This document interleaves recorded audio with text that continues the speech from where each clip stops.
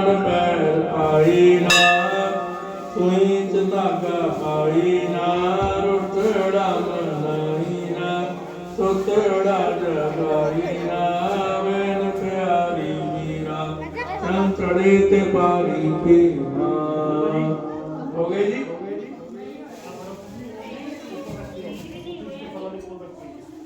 बड़े आराम से चल रहे हैं। और भी खड़े हैं।